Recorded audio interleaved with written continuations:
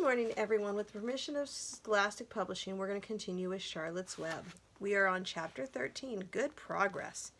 Far into the night, while the other creatures slept, Charlotte worked on her web. First, she ripped out a few of the orb lines near the center. She left the radial lines alone, as they were needed for support. As she worked, her 8 legs were of great help to her. So were her teeth. She loved to weave, and she was an expert at it. When she was finished ripping out, her web looked something like this. And there's the web before she starts putting words back into it. A spider can produce several kinds of thread. She uses a dry, tough thread for the foundation lines, and then she uses a sticky thread for the snare lines, the ones that catch and hold the insects. Charlotte decided to use her dry thread for writing the new message. If I write the word terrific with a sticky thread, she thought, every bug that comes along will get stuck in it and spoil the effects. Now let's see. The first letter is T. Charlotte climbed to a point at the top of the left-hand side of the web, swinging her spinnerets into position. She attached her thread and then she dropped down. As she dropped, her spinning tubes went into action. She let out a thread at the bottom. She attached the thread that formed the upright part of the letter T. Charlotte was not satisfied, however. She climbed up and made another attachment right next to the first. Then she carried the line down so that she had a double line instead of a single line. It will show up better if I make the whole thing with double lines. She climbed back up, moved about an inch to the left, touched her spinnerets to the web, and then carried a line across the right, forming the top of the T. She repeated it, making the double. Her 8 legs were very busy helping. Now for the E. Charlotte was so interested in her work, she began to talk to herself quietly, as though to cheer herself on. If you have been sitting quietly in the barn cellar that evening, you would have heard something like this. Now for the R. Up we go. Attach, descend, pay outline. Whoa, attach, good. Up you go. Repeat, attach, descend, pay outline. Whoa, girl, steady. Now attach, climb, attach. Over to the right, pay outline, attach. Now right and down with a swing loop and around. Now into the left, attach, climb, repeat. Okay. Easy. Keep those lines together. Now, then, and out. Down for the leg of the R. Pay outline. Whoa, attach, ascend, repeat. Good girl. And so, talking to herself, the spider worked at her difficult task. When it was completed, she felt hungry. She had a small bug, and she had been saving. Then she slept. Next morning, Wilbur arose and stood beneath the web. He breathed the morning air into his lungs. Drop of dew catching the sun made the web stand out clearly. When Lurvy arrived with his breakfast, there was this handsome pig, and over him, woven neatly in block letters, was the word terrific. Another miracle! Lurvy rushed and called Mr. Zuckerman and Mrs. Zuckerman. They ran to the phone and called the Arables. The Arables climbed into the truck and hurried over. And there is Wilbur under the web that says terrific. Everybody stood at the pig pen and stared at the web and read the word over and over, while Wilbur, who really felt terrific, stood quietly swelling out his chest and swinging his snout from side to side. Terrific, breathed Zuckerman in a joyful admiration. Edith, you better phone the reporter of the Weekly Chronicle and tell him what has happened. He will want to know about this. He may want to bring a photographer. This isn't a pig in the whole state that is as terrific as our pig. The news spread.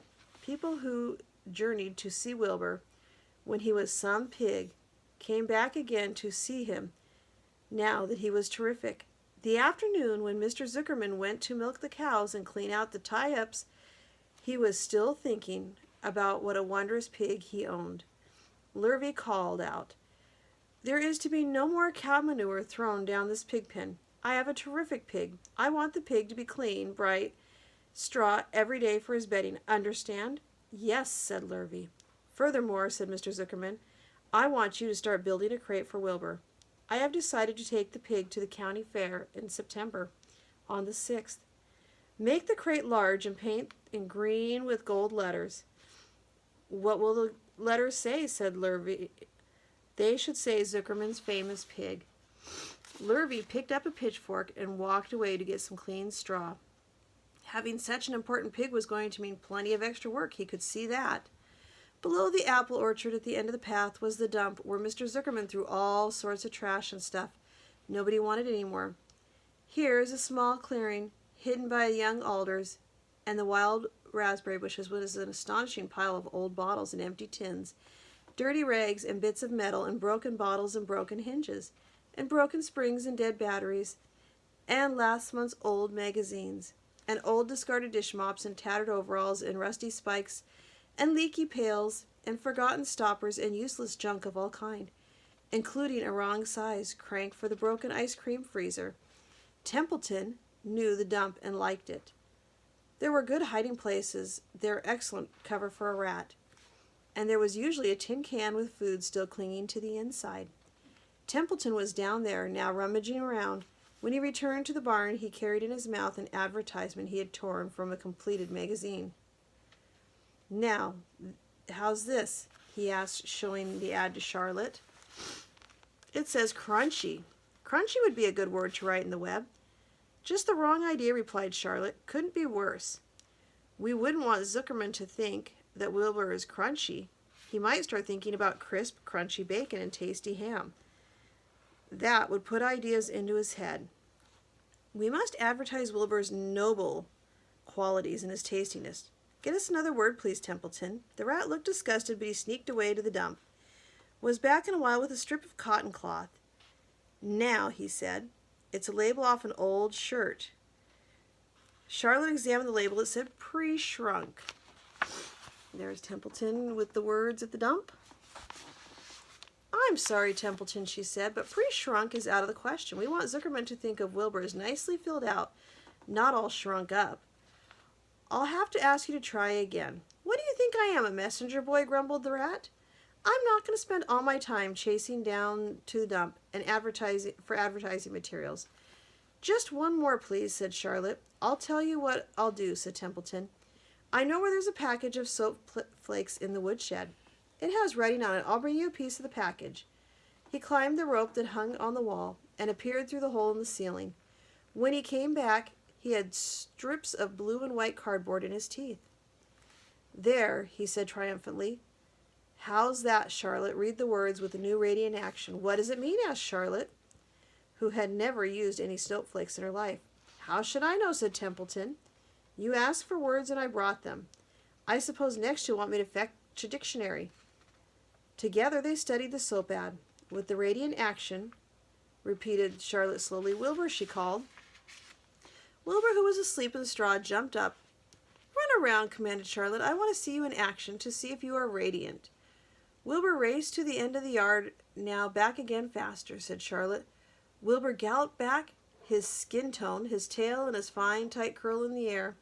"Jump into the air," cried Charlotte. Wilbur jumped as high as he could. "Keep your knees straight and touch to the ground with your ears," said Charlotte. There is Wilbur dancing around. Wilbur obeyed. "Do a backflip and a half twist," cried Charlotte. Wilbur went over backwards, writhing and twisting as he went. "Okay, Wilbur," Charlotte, "you can go back to sleep now." "Okay, Templeton, the soap ad will do, I guess. I'm not sure Wilbur's actions are exactly radiant, but it's interesting." "Actually," said Wilbur, "I feel radiant." "Do you?" said Charlotte, looking at him with affection. "Well, you're a good little pig, and radiant you shall be. I'm in this thing pretty deep now. I might as well go the limit." Tired from his romp, Wilbur lay down in the clean straw. His eyes closed. The straw seemed scratchy, not as comfortable as the cow manure, which was always delightfully soft to lie in. So he pushed the straw to one side and stretched out in the manure. Wilbur sighed. It had been a busy day. His first day of being terrific. Dozens of people had visited his yard. During the afternoon, he had to stand and pose looking terrific as he could. Now he was tired. Fern had arrived and seated herself quietly on her stool in the corner. "Tell me a story, Charlotte," said Wilbur, as he lay waiting for sleep to come. "Tell me a story." So Charlotte, although she too was tired, did what Wilbur wanted. "Once upon a time," she began, "I had a beautiful cousin who managed to build her web across a small stream. One day, a tiny fish leaped into the air and got tangled in the web. My cousin was very much surprised, of course. The fish was thrashing wildly. My cousin hardly dared tackle it.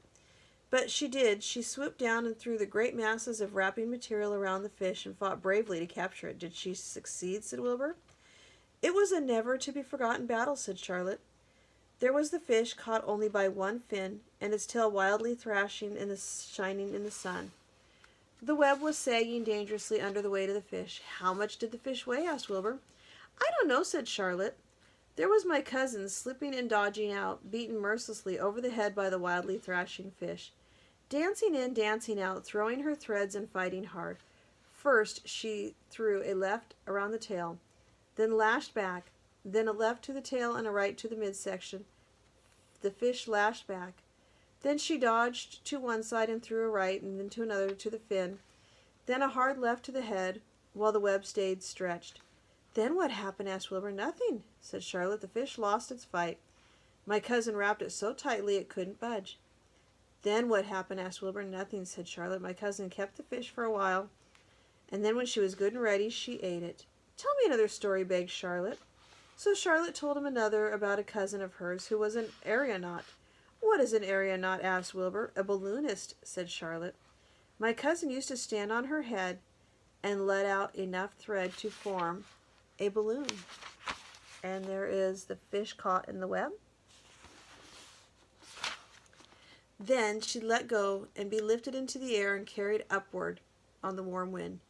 Is that true? Asked Wilbur. Or are you just making it up? It is true, replied Charlotte. I have some very remarkable cousins. And now, Wilbur, it's time for you to go to sleep. Sing something, begged Wilbur, closing his eyes. So Charlotte sang a lullaby, while crickets chirped in the grass and the barn grew dark. This was the song she sang. Sleep, sleep, my love, my love. Deep, deep in the dung and the dark. Don't be afraid and don't be lonely. This is the hour when the frogs and thrushes praise the world from the woods and the rushes. Rest from care, my one and only, deep in the dung and the dark. But Wilbur was already asleep when the song ended. Fern got up and went home. Tomorrow we'll read about Dr. Dorian. Have a great day, everybody. Don't forget to sign in to HMH and Pearson Realize and do your math and reading. Have a great day. See you tomorrow.